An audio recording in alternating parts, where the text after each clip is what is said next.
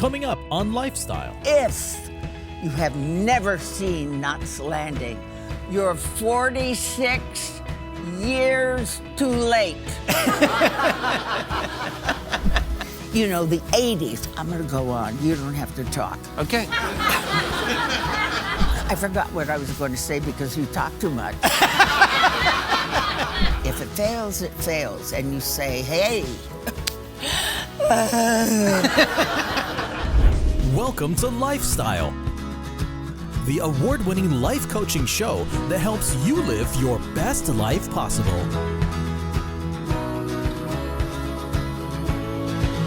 Here's your host, Roy Ice. Have you ever had to reinvent yourself? Not because you had to, but because you weren't done growing? Today's guest knows exactly what that means. She has spent her life defying expectations on stage, on screen, and behind the scenes. From her early Broadway breakthrough to beloved film and TV roles like The Love Bug and Knots Landing, she's brought authenticity and power to every performance. Now, decades into a legendary career, she's still creating, reuniting with longtime friends for a podcast that blends laughter, legacy, and a whole lot of heart. Her journey is one of reinvention, resilience, and remarkable staying power. Please help me welcome Michele Lee.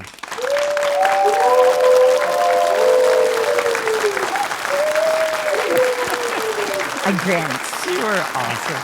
You are amazing. How are you? Thank you. I'm very good. Good. They love you. They love you. Oh, stop. Yes, please. You're very cute. Well, so are you.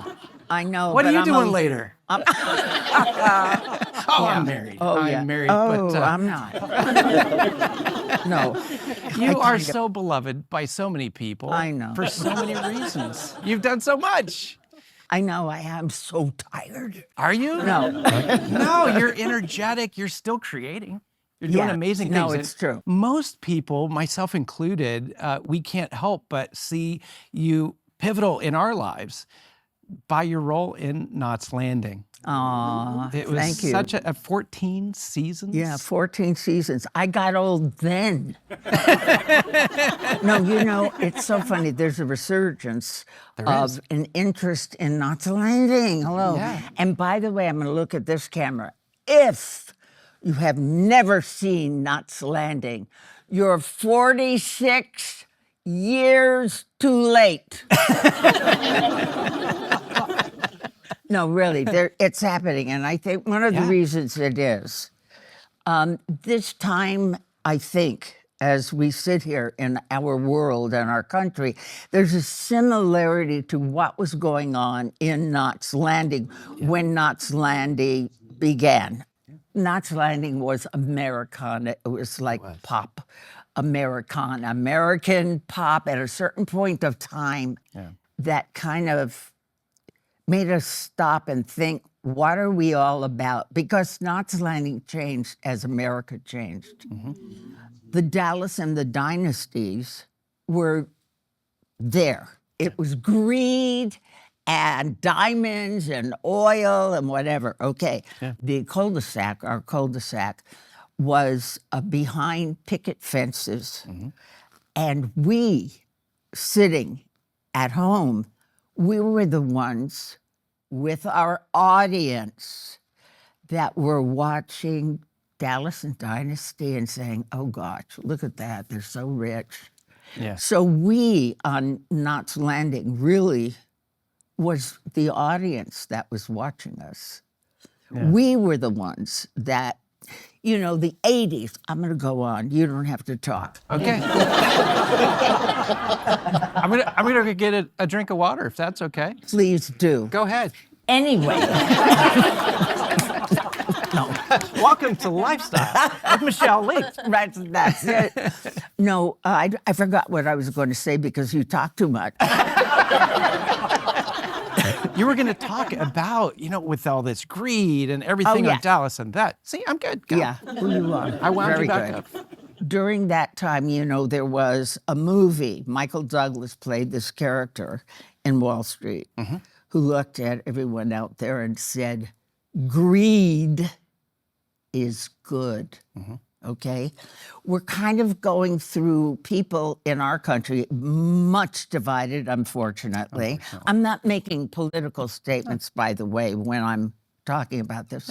But we're at a time where I think people want to have more. And of course, during the me generation, people were forgotten to some degree because there were slashes in many things for people who were perhaps needing more help. Okay. I love where you're going with this because, you know, things go in cycles. Yes. And in the 80s, it became the real get rich. It was all about what do you have? What do you drive? What does your McMansion look like? Absolutely. And we are, like you say, we have not learned from history. We are coming back into that same the cyclical focus. Exactly. And I think that's one of the reasons why knots would always be, whether you're young or old or religion or what you look like. It's a staple. It's I'm behind my white fence, okay, and I want everything you have. I don't even have to be rich. Just give me something to get by with, okay? And that's why I think that Knots Landing is, again, so popular. You won't believe, I'm going to sign autographs in a minute. and they're going to gladly receive those. Yes. You know, you won't believe what's happening with Knots Landing now. Because it is relevant in a very tangible way to the viewers. So that's why it's seeing a spike in viewership again. Absolutely. And my character, by the way, in Knots Landing was a woman who was before her time. Yes. Okay? Because when we touch subject matter that other people and other shows were afraid to touch, okay? We did it. We were a little risky, and I say that Michele Lee has always been a little risky. Not risque, but everything I've chosen to do, and I've worn many hats. I've done many things in my career that a lot of people were surprised at. And a lot of it was because I would, through my life, take risks. Yes. You can do it. You can do it. You have to step out there, and if it fails, it fails. And you say, hey. I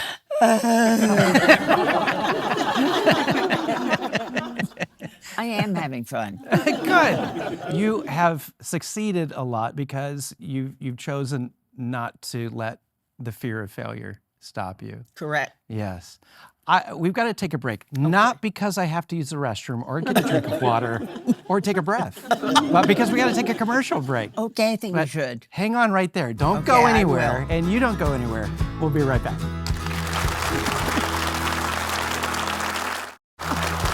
And we're back with Michele Lee. Now, Michele, I'm curious because I get to meet a lot of amazing people like you who are actors.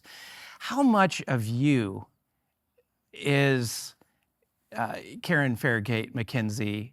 How much did you bring to that character, and how much it was just like you acting a character? No, I think that first of all, I was known in the business at the time I started Knots Landing. And they saw something in Michele's character that was much like what they felt Karen could be. You know, I'm out there and she does things and whatever. But I was very happy to be Karen Fairgate MacKenzie because I think, again, it's a statement to women at that time and for people to accept women in the new roles, perhaps, that they were about to do. Yeah, it was a real transitional time in society of just even redefining, you know, the power that women did have, the intelligence and the ability to lead that women do possess. And so your character really had to tackle a lot of what society needed to wrestle with. Yeah, I think the whole cul-de-sac that we lived on, looking into the lives of different couples. Yeah. I was actually brought up on a cul-de-sac. Were you really? Yes. It was a dead end. But I prefer But you got out. to call it a cul-de-sac. There you go. Yeah. You are best known in Knots Landing for a scene. We call it the Pollyanna speech. And I know love you've that. talked about it a lot, but there's some people that they don't know this Pollyanna theme, this monologue that you gave. And I mean, it's award-winning. It's beautiful. It's like, where did it come from? Yes. Why was it written into a scene in Knots Landing? And why is it so memorable even today? It was because Knots was changing as the world was changing. Yeah. And she let it... Yeah. Wait a minute, I'll say that again because it's very important. Okay. It was important. What I took from it, watching it, and by the way, just go on to YouTube and search Pollyanna speech from Knots Landing, or Michele Lee, Pollyanna speech, and you'll be able to watch it a little bit over a minute long. But in your rant, this frustration about how the world is versus how we wish it was, and just your frustration, your character's frustration that your daughter can't even play in the front lawn.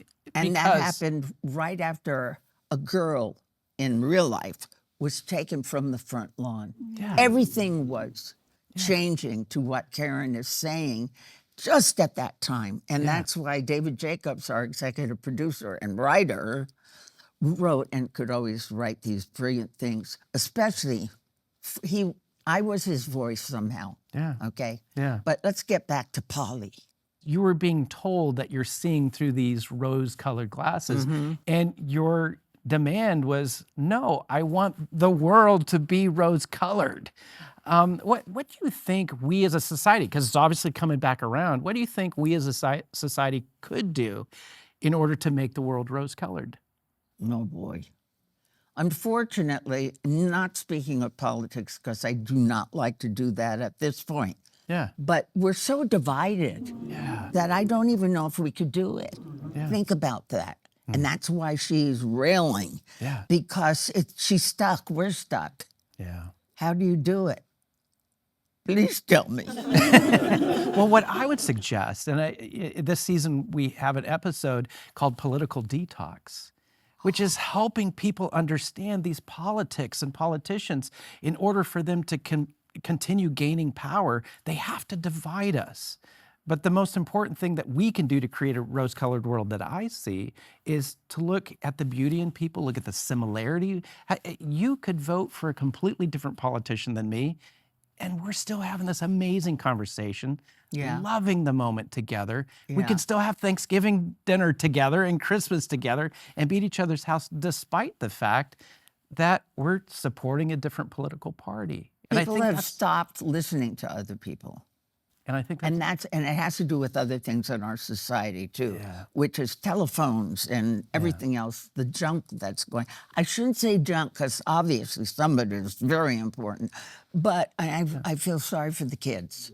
Yeah. The kids are learning this society that in some ways also it's okay to do anything. Yeah. You can do anything.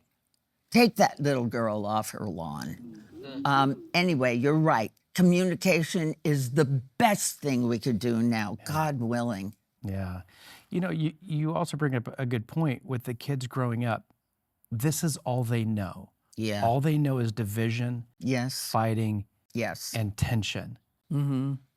We also know that kids that grow up in these homes that are very divided and full of fighting and dysfunction, that creates a cycle. And I think it's us as the adult generation to say, what models are we creating for our kids so that we're not creating a new cycle that here, the same distance from the 80s and 90s to today, we're basically creating the same thing for the next generations. And I think that's an important thing. Yeah, especially as mothers and fathers who want to keep their families united and see our kids go off to wherever they're going off to.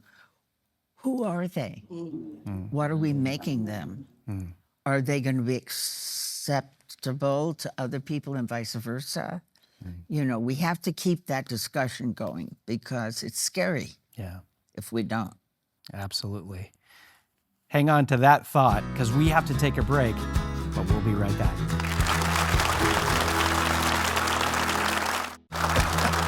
We're back with the amazing Michele Lee. Now, Michele, I'm really excited about the new podcast that you started with your friends, Donna Mills, Joan Van Ark. It's the Cannot Done Yet podcast. We're not done yet. We're not done yet. yet. No, it's so amazing. What's the podcast about? We thought it might be great fun for us to develop a new We're Not Done Yet. And We're Not Done Yet doesn't mean 3 actors looking for a job. Please. We're not done yet.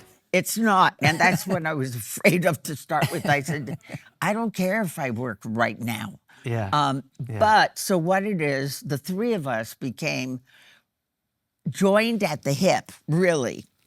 After, or more joined at the hip after Knots Landing. Really? Joan Van Ark and I were friends, really friends, on the show and off.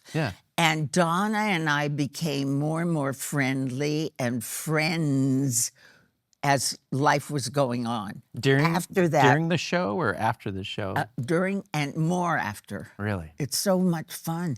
I know, we see each other all the time, but we're girlfriends. That's awesome. And as Joan Van Ark says, I'm going to use the word girlfriends. What are we, old people friends? No. We're girlfriends. And so on our show, we talk about a lot. It's not just about Knots Landing. It's about what we could certainly start with that, but we talk to people about what is important in life, much like we're doing now. People can write in, people can talk to us. You can't get on our stage, though. No, we are going to have people actually who were on Knots Landing come and join us. Some people they would want to see very shortly. But people are interested in what we have to say in today's world. We have 8 episodes. But anyone who wants to see or hear, We're Not Done Yet, be Michele Lee. Or you can just find it where you can find it. Okay? Just put Google that it. word in. Yes. It's many, many places right now. You can find it.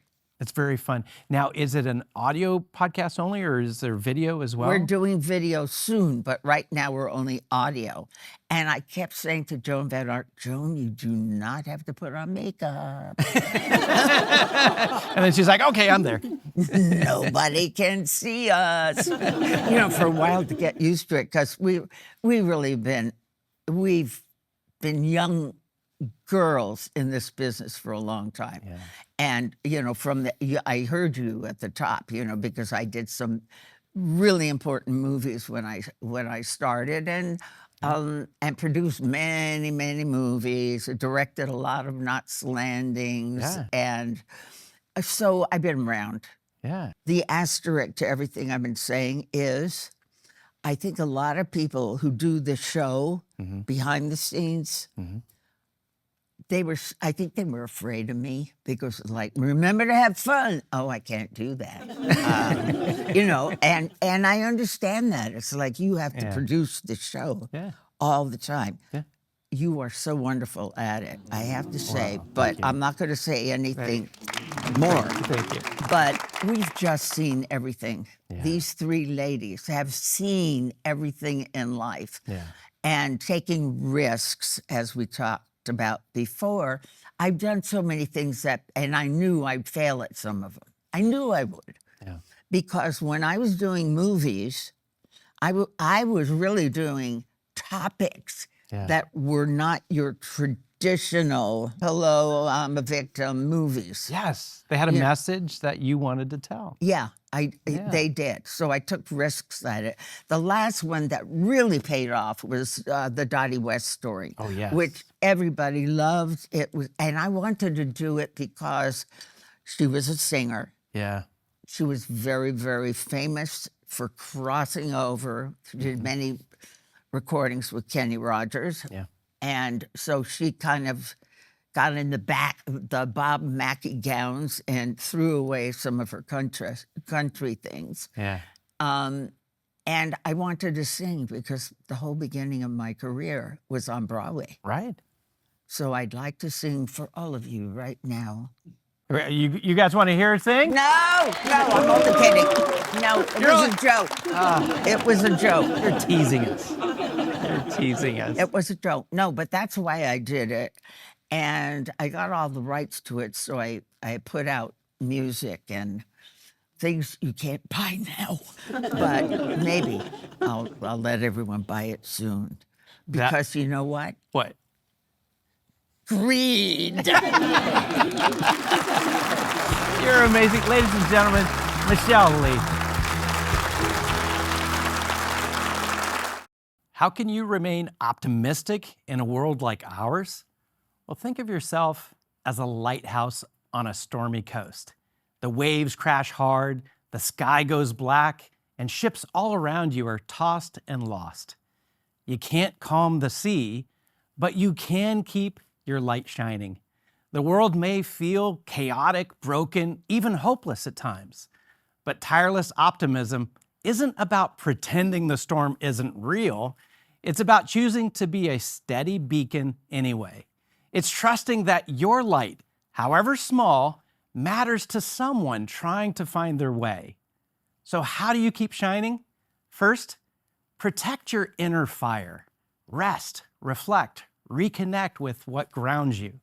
Second, choose daily acts of good, kind words, courageous truth, and constant prayers. And third, remember, you're not the only lighthouse. Others are out there too, flickering in the fog. One light can guide, many lights can save. Be the steady beam in every storm and watch your world begin to glow. You're amazing.